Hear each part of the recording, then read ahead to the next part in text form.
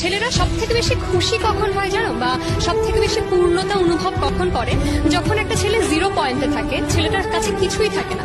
ওই মোমেন্টে যদি কোনো মেয়ে ওই ছেলেটার হাত ধরে বলে আমি ছিলাম, আমি আছি, আমি রব, তুমি শুধু এগিয়ে যাও, ছেলেরা দুনিয়ার যাকেই ঠকিয়ে থাকুক না কেন ওই মেয়েটাকে কখনো ঠকায় না।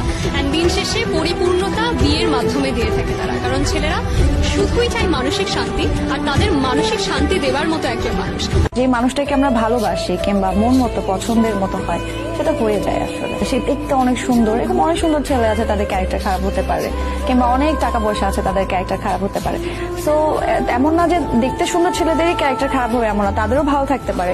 বাট আমার কথা হচ্ছে যে ওই মানুষটা, যে মানুষটাকে আমরা ভালোবাসি কিংবা মন মতো পছন্দের মতো হয় সেটা হয়ে যায় আসলে, সেটা আপেক্ষিক, আমরা জানি না, হয়ে যায়। ছেলেরা শুধুই চায় যে একটা মেয়ে থাকুক এরকম কেউ যে তার কথাগুলো শুনবে। ছেলেরা এক্সপেন্সিভ গিফট চায় না, সুন্দর সুন্দর দামি দামি উপহার চায় না, কোথাও ঘুরতে নিয়ে চলো, এখানে চলো, সেখানে চলো, এগুলো ছেলেরা একদমই চায় না। ছেলেরা কখনো না এক্সপ্রেসিভ না, ওরা ভীষণই চাপা স্বভাবে। বন্ধু দ্বারা ওরা কষ্ট পায়, ভালোবাসার মানুষ দ্বারা ওরা কষ্ট পায়, বাবা মা দ্বারাও কোথাও না কোথাও ওরা অনেকভাবে কষ্ট পায়। আমায় একটু একা থাকতে দাও, আমায় একটু একা সময় দাও, তখন কখনোই বলতে হয় না যে কেন কি হয়েছে, আমি কিছু করেছি কিনা, সে কিছু করেছে কিনা, ও কি করলো, সে কি করলো, একদম না। প্রশ্ন করো না, ছেলেদেরকে একা থাকতে দাও, একা থাকার সময় দাও।